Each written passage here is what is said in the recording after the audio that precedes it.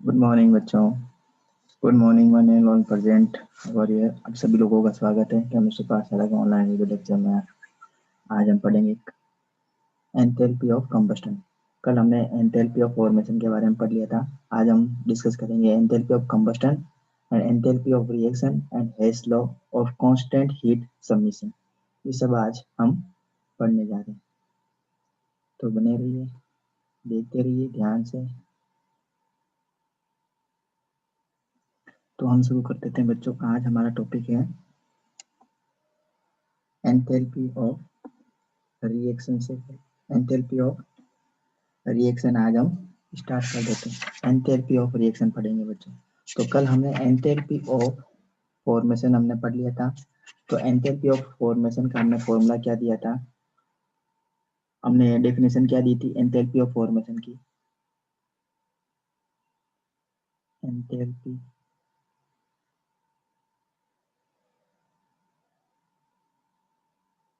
Enthalpy of formation, तो हमने कल डेफिनेशन में बताया था बच्चों, the enthalpy change of the formation of the one mole of compound from the elements। तो वन मोल ऑफ कंपाउंड का फॉर्मेशन करना है या वन मोल ऑफ सब्सटेंस का फॉर्मेशन करना है, formation of one mole of substance from its element. अगर हम एलिमेंट से एक मोल कंपाउंड का या एक मोल सब्सटेंस का फॉर्मेशन करते हैं तो जो एंथैल्पी चेंज होती है उसे हम बोलते हैं enthalpy of formation.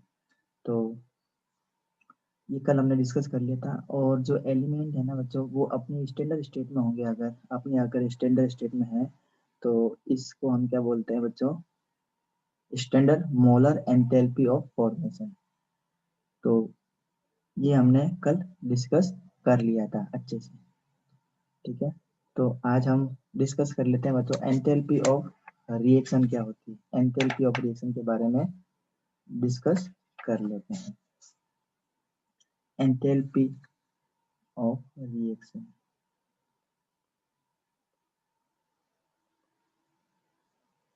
Enthalpy of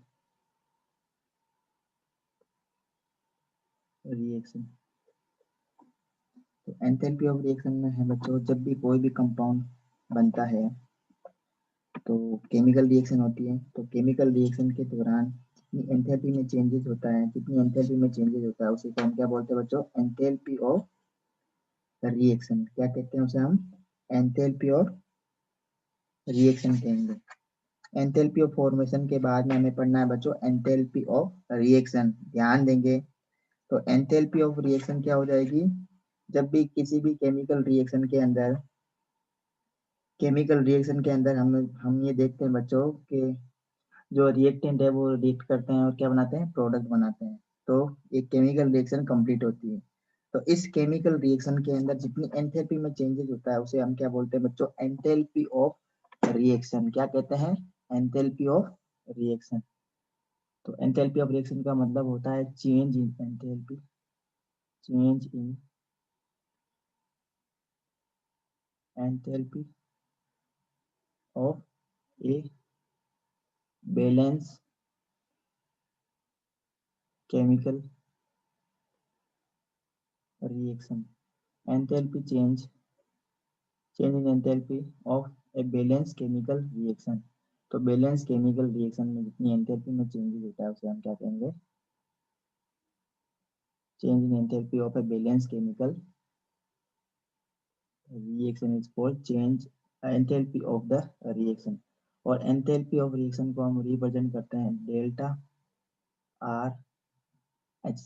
किससे रिप्रेजेंट करेंगे, delta R H, enthalpy of reaction. अब देखो एंथैल्पी ऑफ रिएक्शन कैसे फाइंड करते हैं, ध्यान देंगे बच्चों। तो एंथैल्पी ऑफ रिएक्शन फाइंड करने का फॉर्मूला है delta R H equal to sigma delta F H. यहाँ पे हम नोट लगा देंगे, product minus sigma delta F H nought, और ब्रैकेट में हम लगा देंगे reactant. This is the formula to find enthalpy of reaction of a particular chemical equation. तो यहाँ पे अगर मैं नोट लगा देता हूँ तो ये हो गया standard enthalpy of reaction, standard enthalpy of reaction. तो कुछ समझ में आया होगा, ये फॉर्मूला में याद रखना बच्चों, ये फॉर्मूला में याद रखना। अब यहाँ पे ये सिग्मा वगैरह क्या है सबका मैं मीनिंग बता रहा हूँ, ध्यान से देखेंगे बच्चों। तो डेल्टा आर एच को हम और क्या लिख सकते हैं, इसको हम लिखेंगे बच्चों, यहाँ पे सिग्मा का मतलब है सम ऑफ, तो यहाँ लिखेंगे sum of the standard enthalpies, sum of the standard enthalpies of formation of product. ये जो मैंने लिखा है ना बच्चों, ये ये इसका मीनिंग है sum of the standard enthalpy of the formation of product, minus minus लगाएंगे और यहाँ लिखेंगे, ब्रैकेट में लगा दो इसको, इसको ब्रैकेट में ले दो, यहाँ पे लिख दो sum of the standard enthalpies of formation of reactant. ये फॉर्मूला है बच्चों, ठीक है। तो इसकी हेल्प से हम क्या फाइंड कर सकते हैं, इसकी हेल्प से किसी भी केमिकल रिएक्शन की एंथैल्पी फाइंड कर सकते हैं, इजीली एंथैल्पी फाइंड कर सकते हैं। तो I think enthalpy of formation आपको समझ में आया होगा, एंथैल्पी ऑफ फॉर्मेशन समझ में आया होगा बच्चों। एंथैल्पी ऑफ फॉर्मेशन के बाद में हमने एंथैल्पी ऑफ रिएक्शन भी कर लिया है, तो आई थिंक ये आपको समझ में आ गया होगा। एक केमिकल रिएक्शन से मैं बता देता हूँ बच्चों, एक केमिकल रिएक्शन से आपको मैं बता देता हूँ किस टाइप से इसको देखना है। तो ध्यान से देखेंगे, एक केमिकल रिएक्शन में बता रहा हूँ बच्चों, एक केमिकल रिएक्शन लिख रहा हूँ एंथैल्पी ऑफ रिएक्शन को समझाने के लिए। पॉइंट है हमारा enthalpy of reaction, enthalpy of reaction हम पढ़ते हैं। तो एंथैल्पी ऑफ रिएक्शन को फाइंड करने का, इसको लिखने का तरीका डेल्टा आर एच। अब अगर स्टैंडर्ड फॉर्म में करनी है तो यहाँ पे नोट लगा दो, स्टैंडर्ड फॉर्म में नहीं करनी है तो डेल्टा आर एच लिख दो, ठीक है। अब देखो किस रिएक्शन के लिए करनी है, एक रिएक्शन में यहाँ पे लिख रहा हूँ, ध्यान से देखेंगे, जिसका हमें एंथैल्पी ऑफ रिएक्शन फाइंड करनी है। रिएक्शन है बच्चों CH4, यहाँ लिखा मैंने gas plus oxygen, gas form में है, 2 मोल ऑक्सीजन है, गिव्स CO2 गैस फॉर्म में, plus 2 mole of water in liquid form. तो इस रिएक्शन के लिए हमें एंथैल्पी ऑफ रिएक्शन फाइंड करनी है। तो नेसेसरी कंडीशंस क्या है, क्या क्या गिवन होना चाहिए बच्चों, देखो एंथैल्पी ऑफ रिएक्शन के लिए गिवन क्या क्या होना चाहिए, क्या क्या दिया होना चाहिए। Enthalpy of formation of reactant हमें पता होना चाहिए, क्या पता होना चाहिए बच्चों, एंथैल्पी ऑफ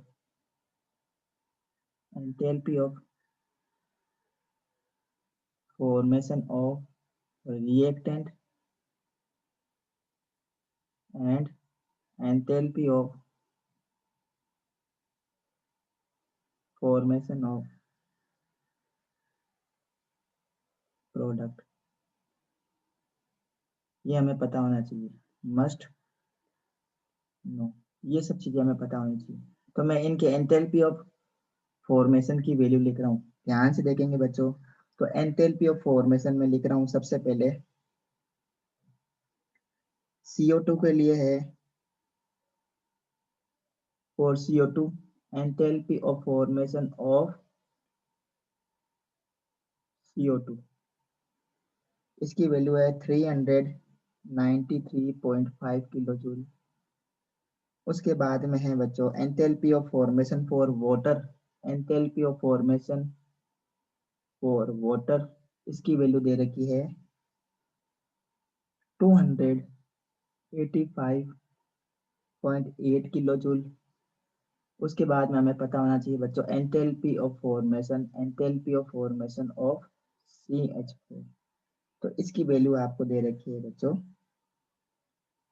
74.9 किलो जूल।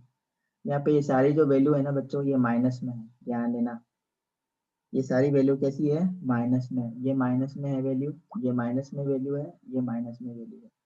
हमें क्या फाइंड करना है बच्चों, एंथैल्पी ऑफ रिएक्शन फाइंड करना है। तो आप लोग ये देखेंगे बच्चों, enthalpy of formation, enthalpy of formation इसके लिए हमें दे दिया, इसके लिए हमें दे दिया, इसके लिए हमें दे दिया, लेकिन इसके लिए नहीं दिया, इसके लिए नहीं दिया। तो जब भी बच्चों ध्यान देना, जब भी सब्सटेंस, जब भी सब्सटेंस अपनी प्योरेस्ट फॉर्म में हो, प्योरेस्ट फॉर्म का मतलब एलिमेंटल फॉर्म में होता है, तो उसके लिए एंथैल्पी ऑफ फॉर्मेशन, उसके लिए एंथैल्पी ऑफ फॉर्मेशन क्या होती है, एंथैल्पी ऑफ फॉर्मेशन की वैल्यू 0 होती है। कितनी होती है, 0 होती है। तो फॉर्मूला जो अभी हमने पढ़ा है, सीखा है, वो हम इसमें लिख देते हैं।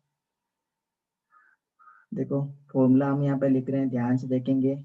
Enthalpy of enthalpy of reaction या enthalpy of reaction of this chemical equation standard form में ये हमने लिख दिया, sigma enthalpy of reaction for product minus sigma enthalpy of sum of enthalpy of, यहाँ पे यहाँ एफ लगा देंगे, sum of enthalpy of formation, sum of enthalpy of formation for reactant. तो ये फाइंड कर लेंगे और माइनस कर देंगे, दोनों को क्या कर देंगे, माइनस कर देंगे। अब यहाँ पे ध्यान देंगे बच्चों, यहाँ हमें ध्यान देने वाली बातें हैं, देखो ध्यान से देखेंगे, जो जो वैल्यू लिखी है ना वो लिख देंगे। सबसे पहले प्रोडक्ट का सम निकालना है, तो प्रोडक्ट की साइड में क्या है, क्या है, कार्बन डाइऑक्साइड है और वाटर है। तो कार्बन डाइऑक्साइड का एंथैल्पी ऑफ फॉर्मेशन कितना दे रखा है, देखो ध्यान से देखेंगे, enthalpy of formation carbon dioxide gas के लिए दे रखा है -393.5, और कार्बन डाइऑक्साइड के गैस के मोल कितने हैं, 1 मोल है। तो इसको 1 से मल्टीप्लाई करना है, इंटू 1, ठीक है। सम करना है ना, देखो ये सिग्मा का मतलब है यहाँ पे सम, ये सिग्मा है, और सिग्मा का मतलब क्या होता है बच्चों, सम, सम करना किस किस का, प्रोडक्ट का। प्रोडक्ट की साइड में क्या क्या है, कार्बन डाइऑक्साइड है और वाटर है। तो वाटर का डेल्टा एच फॉर्मेशन कितना दे रखा है, -285.8। तो ये लगा देंगे प्लस का साइन। अब यहाँ पे लिखेंगे 2, 2 क्यों लिखेंगे, वाटर के कितने मोल्स है, 2 मोल्स है।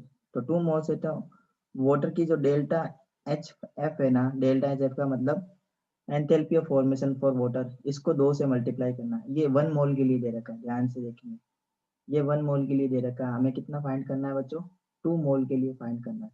तो इंटू 2 लगा देंगे, into the value of this much value -285.8, minus करेंगे, फिर सिग्मा का मतलब होता है सम ऑफ, ब्रैकेट लगा दो किसका, sum of enthalpy of formation for reactant. तो रिएक्टेंट में क्या क्या है बच्चों, रिएक्टेंट में हमारे पास में कार्बन डाइऑक्साइड, मीथेन है और ऑक्सीजन है। तो ऑक्सीजन तो क्या है, एलिमेंटल फॉर्म में है, ऑक्सीजन एलिमेंटल फॉर्म में है, तो इसके लिए एंथैल्पी ऑफ फॉर्मेशन क्या है, 0 है। मीथेन के लिए दे रखा है क्या, मीथेन के लिए रहा, और मीथेन के नंबर ऑफ मोल्स कितने, 1 है। तो यहाँ पे लिख देंगे 1 इंटू -74.9 प्लस 0। जब हम इसको सोल्व करेंगे तो हमारे पास में जो वैल्यू आ जाएगी बच्चों, वो आ जाएगी, देखो -965.1। इसको सोल्व करेंगे तो ये वैल्यू आएगी -74 पॉइंट, माइनस माइनस क्या हो गया बच्चों, प्लस हो जाएगा। तो यहाँ पे कर देंगे हम प्लस 74.9 हमारे पास में वैल्यू आ जाएगी 890.2 किलो जूल, ये आंसर हो जाएगा हमारा। तो आई थिंक ये एंथैल्पी ऑफ रिएक्शन आपको समझ में आ गई होगी। एंथैल्पी ऑफ रिएक्शन किसके लिए निकालते हैं बच्चों? बैलेंस केमिकल रिएक्शन के लिए निकालते हैं। तो इसके लिए हमें क्या क्या पता होना चाहिए बच्चों? एंथैल्पी ऑफ फॉर्मेशन हमें पता होना चाहिए, किस किस का? रिएक्टेंट का पता होना चाहिए और प्रोडक्ट का पता होना चाहिए। एंथैल्पी ऑफ फॉर्मेशन की हेल्प से हम क्या फाइंड कर सकते हैं कि enthalpy of formation for any particular reaction we can find the enthalpy change for the reaction। उस केमिकल रिएक्शन में कितनी एंथैल्पी में चेंजेस हो रहा है, मतलब कितनी हीट रिलीज हो रही है, कितनी हीट एब्जॉर्ब हो रही है, इसके बारे में हमें पता चलेगा एंथैल्पी ऑफ रिएक्शन से। तो एंथैल्पी ऑफ रिएक्शन के लिए क्या क्या नेसेसरी कंडीशंस है बच्चों? Enthalpy of formation of reactant और enthalpy of formation of product हमें पता होना चाहिए। फॉर्मूला क्या लगाएंगे? Enthalpy of reaction equal to sum of the enthalpy of formation of product and sum of the enthalpies of formation of product minus sum of enthalpy of formation of reactant। हमारे पास में क्या आ जाएगा? enthalpy of reaction for the particular chemical reaction। I think ये समझ में आ गया होगा आपको बच्चों? ठीक है, वेरी गुड। enthalpy of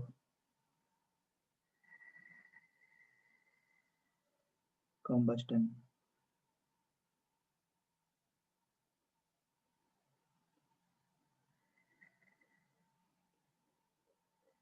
सबसे पहले तो आपको ये पता होना चाहिए कि एंथैल्पी का मीनिंग क्या होता है। अगर आपको एंथैल्पी का मीनिंग नहीं पता है ना, तो फिर आगे वाले पॉइंट समझ में नहीं आएंगे बच्चों। तो सबसे पहले आपको ये समझना है एंथैल्पी क्या होती है। एंथैल्पी का मतलब होता है हीट। एंथैल्पी का मतलब यहाँ पे क्या समझेंगे आप लोग? हीट से समझेंगे। और आप ये कहीं ये लिखा आ जाए एंथैल्पी चेंज, एंथैल्पी चेंज, तो इसका मीनिंग क्या होगा बच्चों? इसका मीनिंग होगा heat change. Heat change during the chemical reaction. जब भी कोई केमिकल रिएक्शन होती है तो उसमें कुछ ना कुछ क्या होगी? हीट चेंज होगी। या तो कि केमिकल इक्वेशन में हीट रिलीज करनी पड़ेगी केमिकल इक्वेशन को या रिएक्शन को, या फिर केमिकल रिएक्शन क्या करेगी? हीट एब्जॉर्ब करेगी। ठीक है, तो हीट चेंज होगी, या हीट बढ़ेगी या हीट कम होगी। इसी को हम क्या कहते हैं? Enthalpy change. तो अब हम पढ़ रहे हैं बच्चों एंथैल्पी ऑफ कंबस्टन। तो कंबस्टन का मतलब होता है बर्निंग, कंप्लीट बर्निंग। क्या बोलते हैं इसको? कंबस्टन का मतलब क्या होता है बच्चों? Burning, complete burning in the presence of oxygen और एयर। जब भी कोई भी सब्सटेंस ऑक्सीजन की प्रेजेंस में बर्न होता है तो वो जितनी एंथैल्पी को चेंज करता है उसे हम क्या कहते हैं बच्चों? Enthalpy of combustion. तो अब ये मैं डेफिनेशन बता रहा हूँ बच्चों। द एंथैल्पी चेंज और heat change, the enthalpy change और हीट चेंज,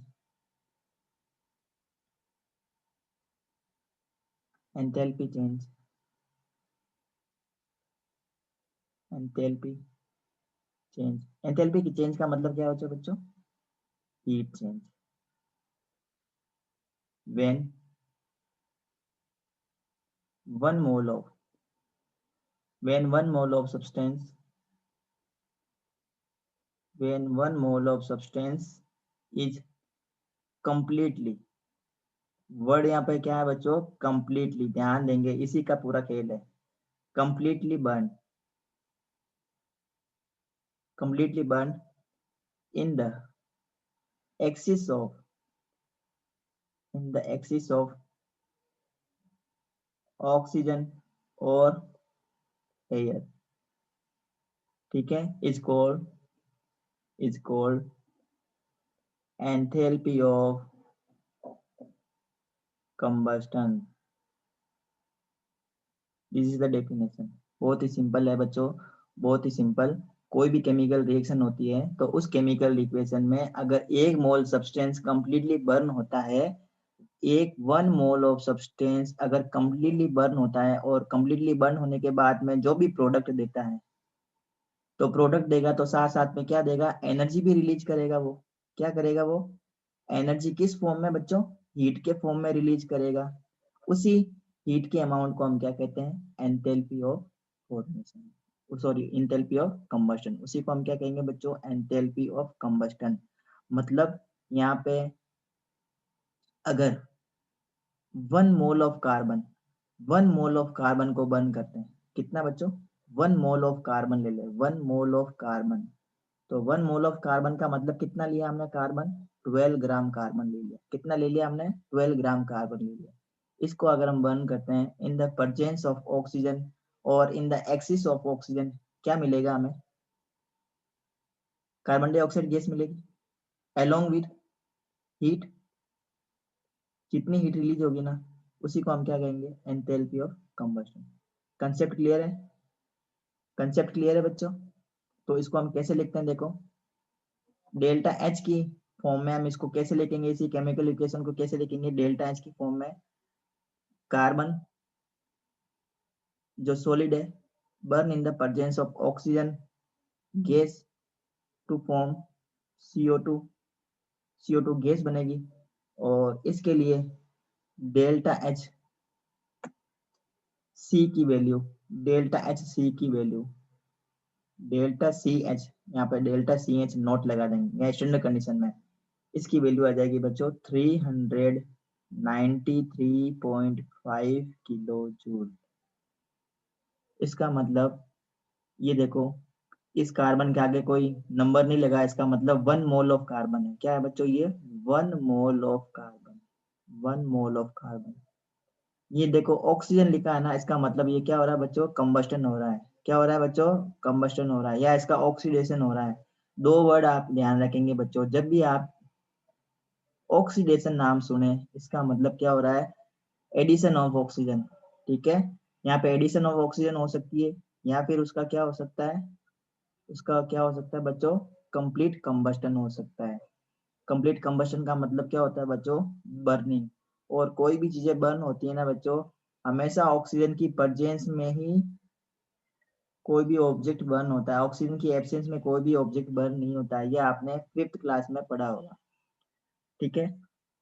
तो ये 1 मोल ऑफ कार्बन बर्न हो रहा है ऑक्सीजन की परचेस में, तो डेल्टा सी एच, अब ये एंथैल्पी ऑफ कंबस्टन है ना, इसको हम कैसे लिखेंगे, डेल्टा सी एच, ये क्या हो गया, एंथैल्पी ऑफ कंबस्टन। यहाँ पे सी का मतलब है कंबस्टन, डेल्टा का मतलब है चेंज, और एच का मतलब है एंथैल्पी, ठीक है।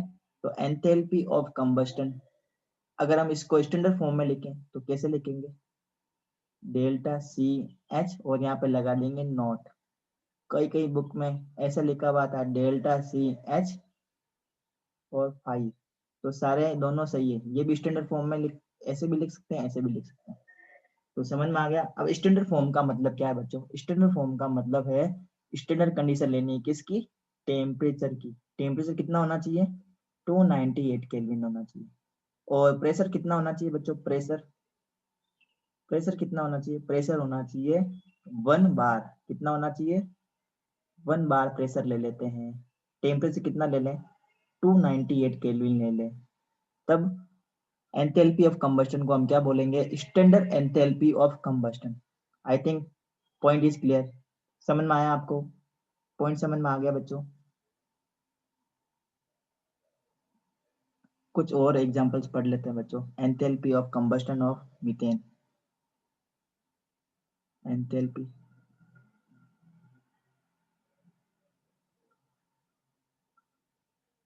Of combustion of methane, enthalpy of combustion of methane, ये हम देख लेते हैं। तो enthalpy of combustion of methane ये लिखेंगे CH4, बर्न होगा किसकी प्रेजेंस में बच्चों, ऑक्सीजन की प्रेजेंस में बर्न होगी CH4, जो मीथेन गैस है, ये ऑक्सीजन गैस, तो बर्न होगी तो क्या बनाएगी, कार्बन डाइऑक्साइड गैस बनेगी, ये carbon dioxide gas plus water, ये वाटर। तो केमिकल इक्वेशन कैसी होनी चाहिए, बैलेंस होनी चाहिए, ये बैलेंस केमिकल इक्वेशन। तो इसके लिए डेल्टा सी एच की वैल्यू हो गई -890.3 किलो जूल, ठीक है। 1 मोल अगर मीथेन को बर्न करते हैं तो इतनी एनर्जी रिलीज होती है, इतनी एनर्जी क्या करेगा, इतनी एनर्जी हीट क्या करेगा, ये मीथेन रिलीज करेगा। तो इसी से हम जो एंथैल्पी ऑफ कंबस्टन होती है ना बच्चों, एंथैल्पी ऑफ कंबस्टन हमेशा कैसी होती है, एक्सोथर्मिक रिएक्शन होती है, ये ध्यान देंगे बच्चों। ठीक है, आप यहाँ पे सबसे इम्पोर्टेंट बात मैं बता देता हूँ बच्चों, जब भी डेल्टा एच की वैल्यू, जब भी डेल्टा एच की वैल्यू नेगेटिव आती है ना, जब भी डेल्टा एच की वैल्यू नेगेटिव आती है, इसका मतलब क्या होता है, हीट रिलीज होती है। क्या होती है, हीट रिलीज होती है। और जब भी हीट रिलीज होती है, इसका मतलब केमिकल रिएक्शन कैसी होती है वो बच्चों, किस टाइप की केमिकल रिएक्शन होती है वो, एक्सोथर्मिक रिएक्शन होती है।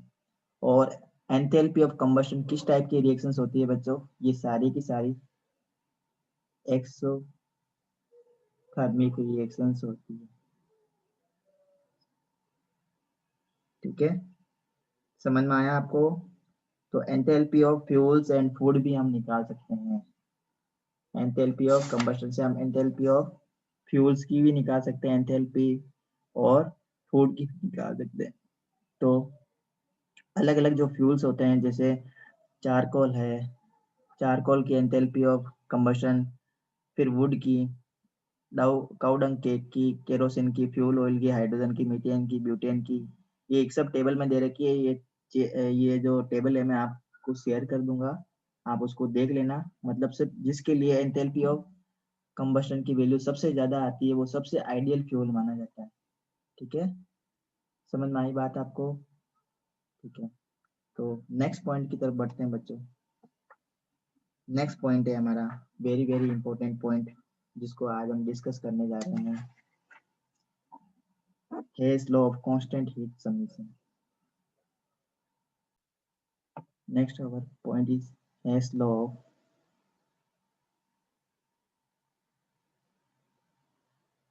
constant heat submission. Constant heat submission. Hayes law of constant heat submission. तो सबसे पहले इसके बारे में मैं आपको कुछ इंफॉर्मेशन दे देता हूँ। तो ये जो हेस लिखा है ना बच्चों, ये एक साइंटिस्ट का नाम है। ये साइंटिस्ट का नाम है, ये एक रशियन साइंटिस्ट है। ये क्या थे, रशियन केमिस्ट थे। और इन्होंने ये लॉ दिया था 1840 में।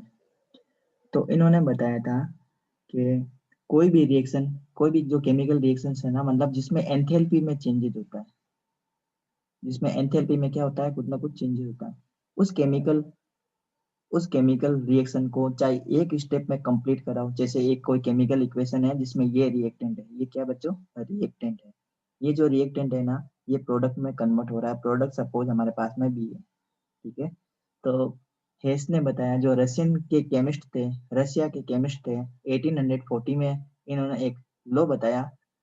किस पे बेस्ड था ये, एंथैल्पी चेंज के ऊपर बेस्ड था। इन्होंने बताया कि अगर कोई भी केमिकल इक्वेशन एक स्टेप में कंप्लीट होती है, देखो ये ये रिएक्टेंट है, और ये क्या है बच्चों, प्रोडक्ट। ये रिएक्टेंट है, ये रिएक्टेंट, और ये क्या है, प्रोडक्ट। अब कोई भी केमिकल इक्वेशन या तो एक स्टेप में कंप्लीट हो, या फिर मल्टीपल स्टेप में कंप्लीट हो, एंथैल्पी में जो चेंजेस होता है ना, वो क्या होता है, कांस्टेंट होता है, वो कभी भी चेंज नहीं होता। देखो कैसे, अगर केमिकल इक्वेशन ए से बी में जा रही है, तो देखो डायरेक्ट पाथ है ये, this is the path number first.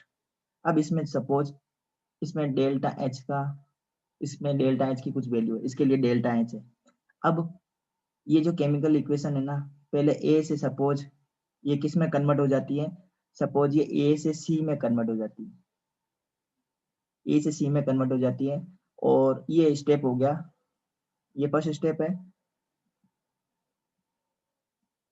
अब देखो ए से सी में कन्वर्ट हो गई, अब क्या होगा, ये सी से नेक्स्ट में बी में कन्वर्ट हो जाती है। तो यहाँ पे देखो दो पाथ हो गए, एक तो डायरेक्ट पाथ हो गया ए से बी में कन्वर्ट होने का, ए रिएक्टेंट है, बी प्रोडक्ट है।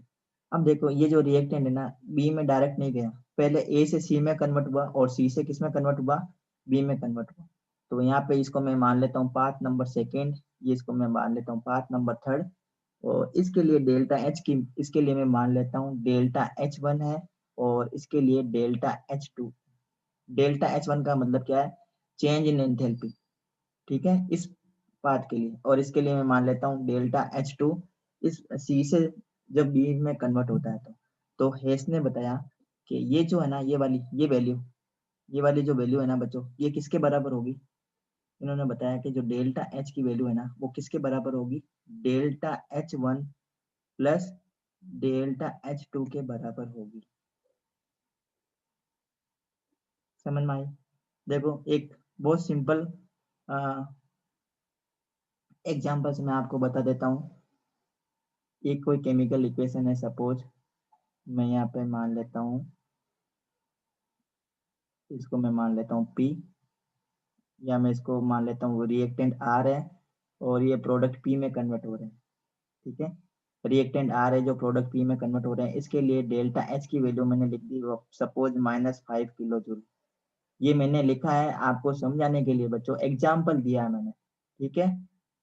कोई भी केमिकल रिएक्शन है जिसमें रिएक्टेंट किस में कन्वर्ट हो रहे हैं, प्रोडक्ट में, इसके लिए डेल्टा H की वैल्यू है -5 किलो जूल।